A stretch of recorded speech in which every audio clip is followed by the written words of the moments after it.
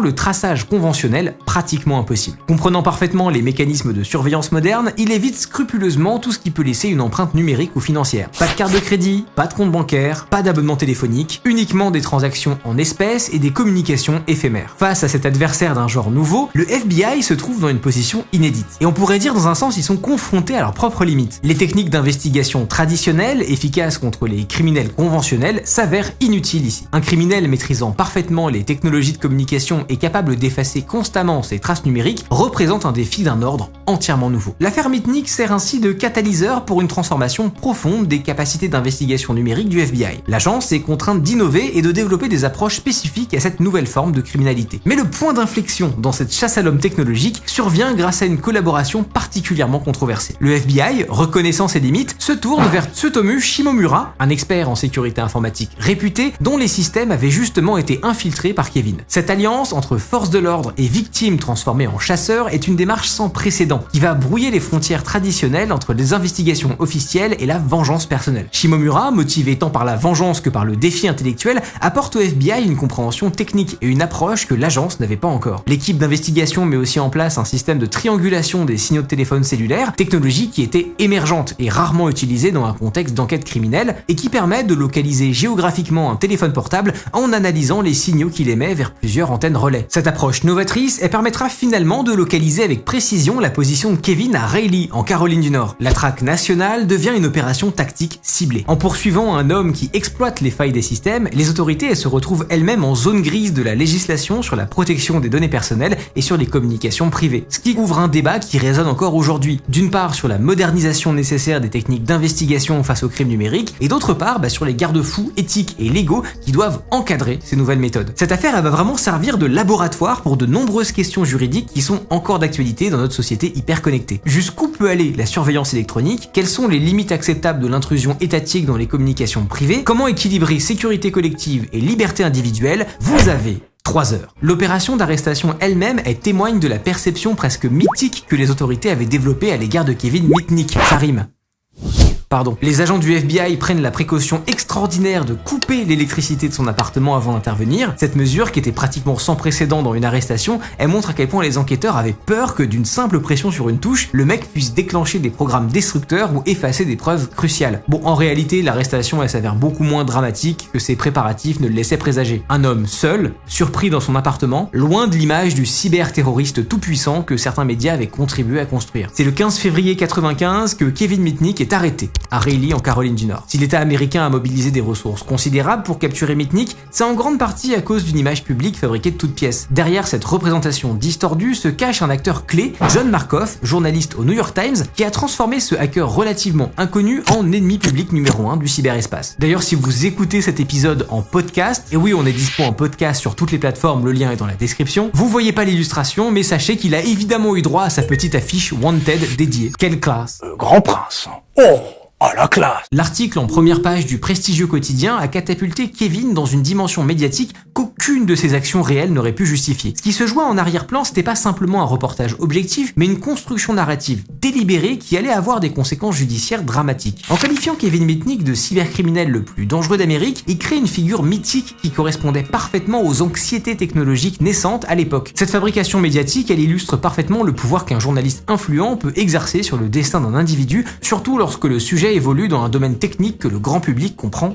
très mal. L'investigation approfondie de cette affaire a révélé un conflit d'intérêts troublant qui n'a jamais été correctement divulgué au lecteur. Parce que Markoff, il n'était pas à l'extérieur de cette histoire, comme un observateur, mais il entretenait une relation personnelle avec Tsutomu Shimomura, l'expert en sécurité informatique qui a aidé à la capture de Kevin. Plus problématique encore, Markoff avait déjà passé un accord pour un futur livre, avec l'idée de tirer parti de l'affaire pour une publication rapide après l'arrestation. Ce bouquin, il existe, il s'appelle Takedown et il raconte la traque de Kevin. Mais ce double rôle de chroniqueur et de narrateur commercial créait une incitation financière indirecte à dramatiser l'histoire. Sans avoir connaissance de ces informations, les lecteurs ne pouvaient pas avoir un recul critique. Cette couverture médiatique biaisée, elle a dépassé le cadre de l'opinion publique pour affecter directement le traitement judiciaire de Kevin. Lors de sa détention préventive, il a été soumis à des conditions d'une sévérité extraordinaire et sans précédent pour un délinquant non violent. Maintenu en isolement pendant 8 mois et privé de tout accès téléphonique, il a subi un régime carcéral habituellement réservé aux criminels les plus dangereux. Tout ça parce qu'on prétendait sérieusement que Kevin pouvait, et tenez-vous bien quand je vais dire ça. Je cite « lancer des missiles nucléaires en sifflant dans un téléphone ». Une affirmation qui est aussi spectaculaire qu'absurde d'un point de vue technique. Bon, évidemment, aucun système de défense nucléaire n'a jamais été conçu pour être vulnérable à des signaux acoustiques transmis par ligne téléphonique, encore moins avec un sifflet à la con, mais cette image fantasmagorique d'un hacker capable de déclencher l'apocalypse avec un simple sifflement, elle correspondait à la représentation médiatique qui était construite par Markov. Les autorités judiciaires, peu familières avec les réalités techniques de l'informatique, ont accepté ces arguments sans questionnement critique, conduisant à un traitement judiciaire disproportionné. Cette manipulation de l'opinion publique, elle n'est pas restée sans réaction. Elle a catalysé la naissance du mouvement Free Kevin, première mobilisation significative d'activistes numériques autour d'une cause judiciaire. Et ce mouvement, il représente un moment charnière dans l'histoire de l'activisme en ligne, précurseur des mobilisations numériques qui caractériseront les décennies suivantes. Des hackers, des défenseurs des libertés numériques et des experts en sécurité informatique se sont rassemblés pour dénoncer ce qu'ils percevaient comme une injustice flagrante, amplifiée par une couverture médiatique sensationnaliste. Au fond, ce que réclamait ce mouvement activiste, c'était les prémices de ce qu'on réclame encore aujourd'hui en sécurité informatique, du contrôle sur la technologie, de la transparence et un vrai respect de la vie privée. Parce que nos données, elles traînent partout, dans nos mails, nos fichiers, sur des serveurs qu'on contrôle pas, et les géants du numérique, ils savent parfaitement les exploiter. Kevin Mitnick, il pouvait entrer dans n'importe quel système gouvernemental à l'aide d'un simple téléphone cloné. Aujourd'hui, il suffirait presque de créer un compte sur un cloud mal sécurisé pour que ce soit possible. Alors si vous cherchez une solution cloud indépendante et sécurisée, Infomaniac est une excellente option. Et c'est notre sponsor du jour. Contrairement aux solutions des grandes plateformes, Infomaniac est un cloud basé et hébergé en Suisse, conçu pour protéger réellement vos données. Elles ne sont ni revendues, ni analysées, et tout est géré en interne, sans sous-traitance opaque. Vous connaissez peut-être déjà Swiss Transfer, leur outil d'envoi de fichiers sécurisé, mais Infomaniac, c'est aussi MyK Suite, une offre gratuite à vie, sans pub, avec adresse email et un espace cloud où vos fichiers vous appartiennent à 100%. Il propose également une version premium, MyK Suite Plus, qui inclut un stockage illimité des emails et jusqu'à 6 Tera pour vos fichiers,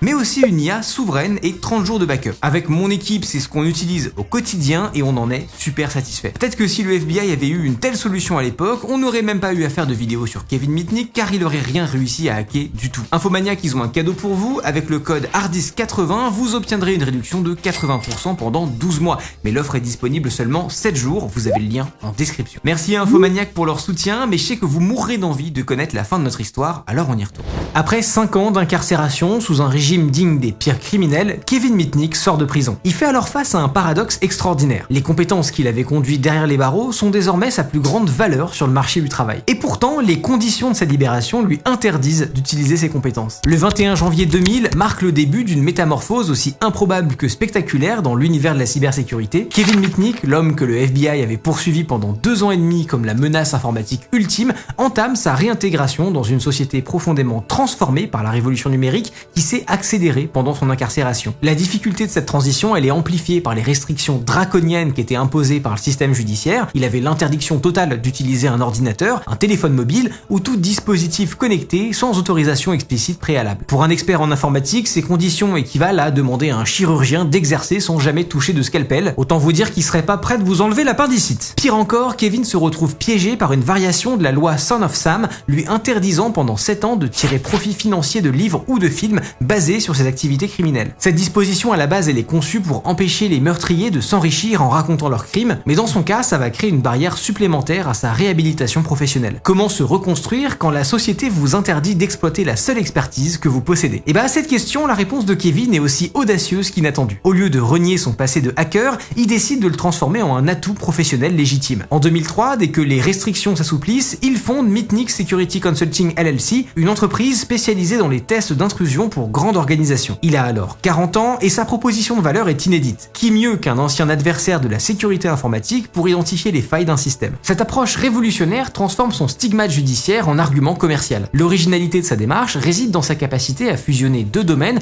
habituellement cloisonnés dans l'industrie de la cybersécurité, l'expertise technique pure et la maîtrise des facteurs humains. Là où la plupart des consultants en sécurité se concentrent exclusivement sur les aspects technologiques, Kevin apporte une compréhension intime de la dimension psychologique de la sécurité. Chaque audit qu'il réalise intègre systématiquement des tentatives d'ingénierie sociale, reproduisant les méthodes qu'il avait perfectionnées durant sa carrière de hacker. Le succès de cette reconversion dépasse toutes les attentes. Les grandes entreprises du Fortune 500, un classement annuel publié par le magazine Fortune qui recense les 500 plus grandes entreprises américaines en fonction de leur chiffre d'affaires, et même aussi d'ailleurs certaines agences gouvernementales, autrefois ses cibles, deviennent ses clients les plus fidèles. L'ironie de la situation, elle est incroyable. Les mêmes organisations qui avaient contribué à sa poursuite judiciaire paient désormais des sommes astronomiques pour pour bénéficier de son expertise. Dire littéralement le mec aurait pu mettre dans la brochure « Vous avez voulu me faire, hein ?» point d'interrogation. C'est incroyable. Sa Global Ghost Team, une équipe d'élite formée aux techniques qu'il a développées, maintient un taux de pénétration de 100% dans les systèmes qu'elle est chargée d'évaluer. Ce résultat spectaculaire démontre la pertinence de ces méthodes, même face aux technologies de sécurité les plus récentes. Mais l'évolution de Kevin ne s'arrête pas à son travail de consultant. Comprenant que la véritable valeur de son parcours réside dans son potentiel éducatif, il cofonde en novembre 2011 KnowBe4, une plateforme innovante dédiée à la formation et à la sensibilisation des employés aux risques d'ingénierie sociale. Cette initiative transforme fondamentalement sa relation avec la sécurité informatique. D'exploitant des vulnérabilités, il devient architecte de solutions préventives. KnowBe4 propose des simulations réalistes d'attaques par phishing et des formations interactives qui permettent aux organisations d'identifier leurs employés les plus vulnérables aux manipulations psychologiques. En quelques années, cette entreprise devient leader mondial dans son domaine, et elle l'est d'ailleurs encore en 2025, validant définitivement la légitimité professionnelle de Kevin. Le parcours de réhabilitation de Kevin, je le trouve super intéressant parce que c'est l'illustration d'un modèle alternatif de justice pour les crimes informatiques, en montrant qu'un hacker talentueux peut devenir un atout sociétal, contribuant à redéfinir l'image des hackers dans l'imaginaire collectif, à inspirer des programmes de réinsertion